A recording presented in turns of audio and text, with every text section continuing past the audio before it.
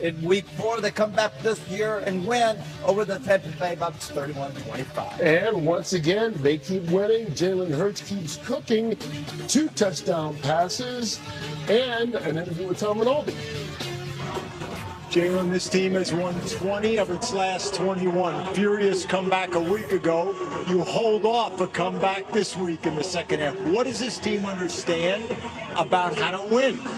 There's a certain level of grit that you have to play in this league, and the more grit that you have, usually the better you are. And I think as a team, we showed that today. Our defense played lights out, and we don't win that game if our defense doesn't show up the way they do. So we'll watch the film and look at things, learn from everything, and continue to build. But it was a great start to the game. I say really all hands all hands on deck for this win. We want to compliment each other in those important moments and those high situation moments, but we found a way to win. That's all that you can ask for. We don't always give enough love to special teams, Jalen. They were huge last week. How did they contribute this week? Like I said, it's all 3 phases, and I give credit to Coach Clay and how he leads those guys, and then the special players that we have over there. Cam Latu, Sid, JD even been a starter and still playing special teams, been able to draw some attention there. JC, same with him. So, complete team effort. Finally, a message about how this group handled the Heat this time. Oh man, y'all are talking about the Heat. We're talking about finding ways to win the game, and that's what it's about. You know, when you come into any game, I'd be lying if I say this game wasn't circle. You know, but every game is circle, and they all have their own reasons why. And so.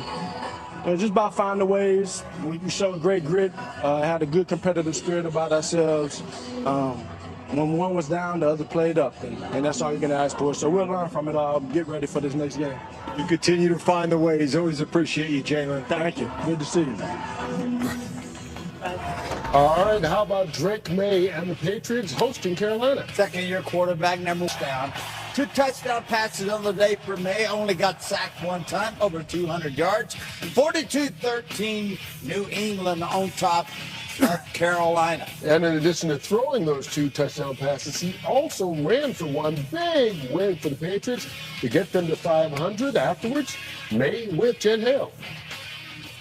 Complimentary football leads to a dominating win for the Patriots. Drake, this comes as you clean up the mental errors, the self-inflicted mistakes that killed you last week. What does this victory say about this team's resilience? Yeah, just back to the basics, back to not hurting ourselves.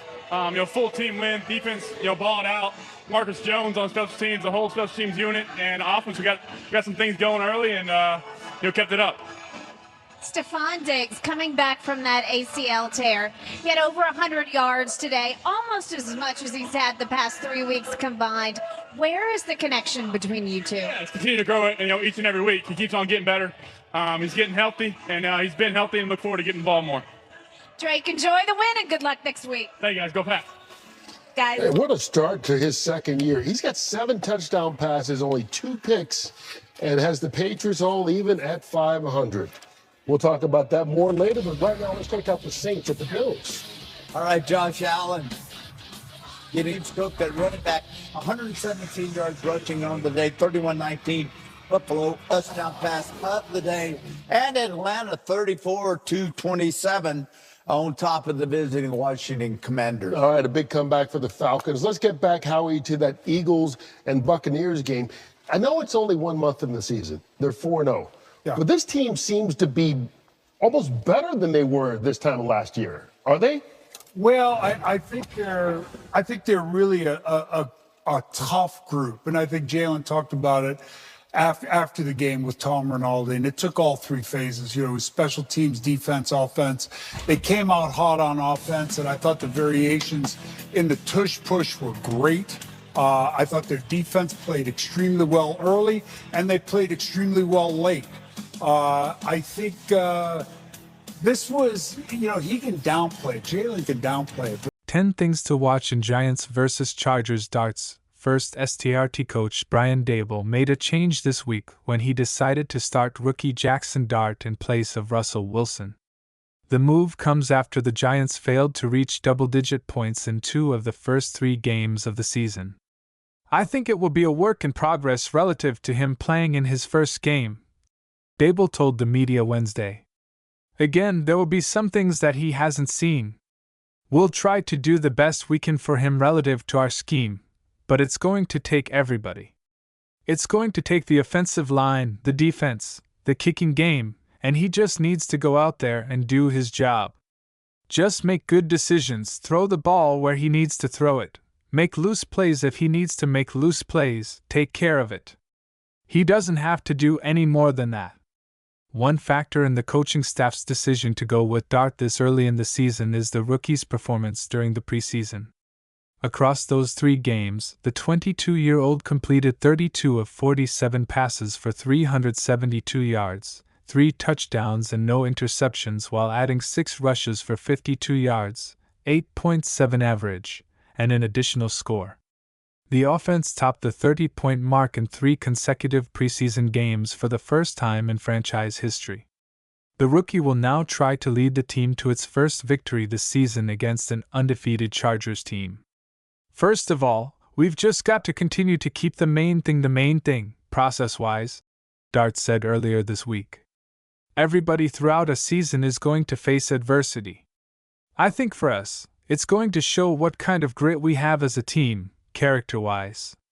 How do we handle it when we've been punched, when we're down? How are you going to respond to that? I think the biggest thing for me is I want to do my best to be a spark. I want to create excitement on the field. I want to be explosive when opportunities are there. Try to just bring a little bit of swagger.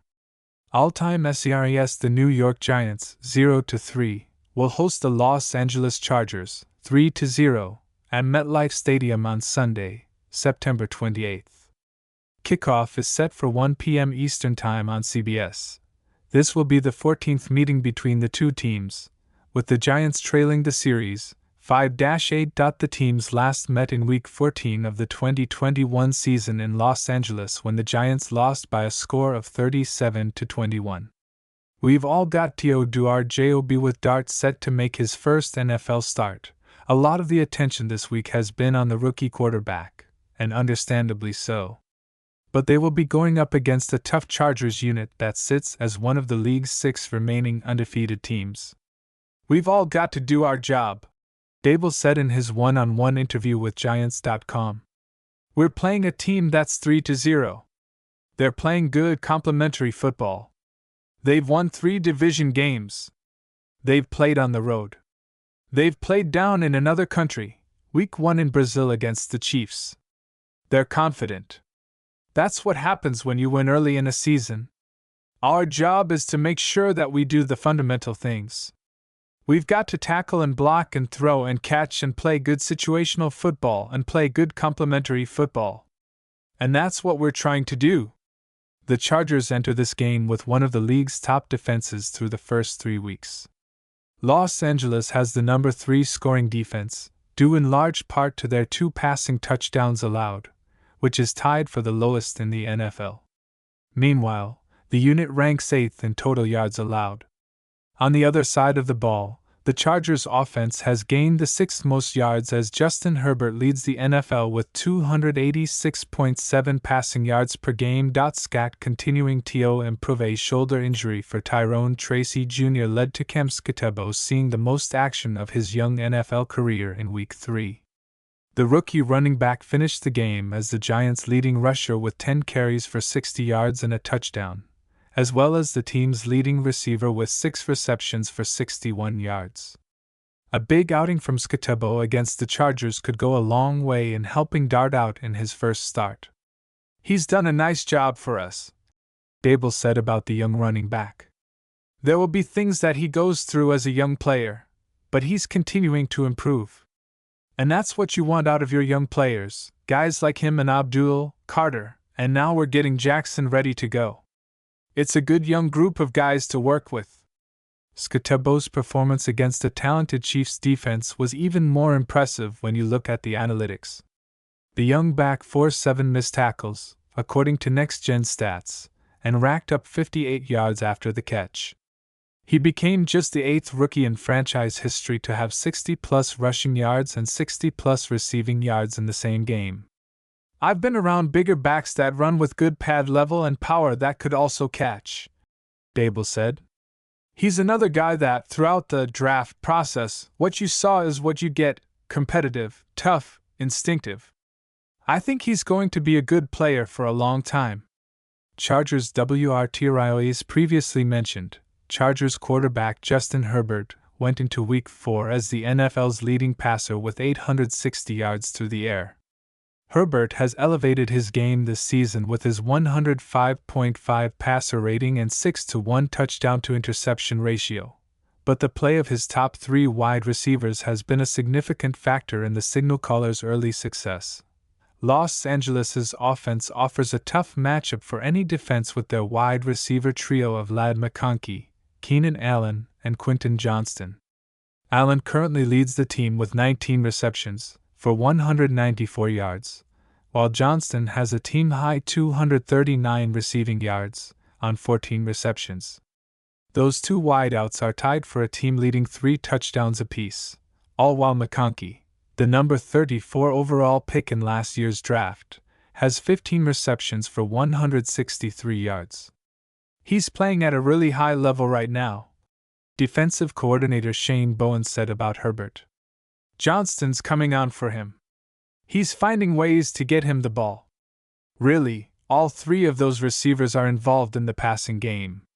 They're all a little bit different. Player 2 watch old Kayvon Thibodeau. Thibodeau has gotten the 2025 campaign off to a solid start.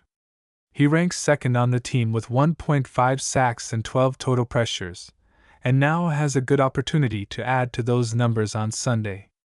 Chargers right tackle Trey Pipkins, who had a knee injury that forced him in and out of the lineup last week, surrendered 11 total pressures against the Broncos, according to NextGenStats. Matchup TO watch old Brian Burns vs. OT Joe Alt. Burns enters Week 4 in a 3-way tie for the second most sacks in the NFL with 4, to go with his 13 total pressures. He has registered at least 1 sack in each of the first 3 games, but faces his toughest challenge yet this weekend. Joe Alt has allowed a pressure on just 6.3% of his pass blocks this season, according to NGS, which is the 4th lowest rate among left tackles with 50 or more pass block snaps.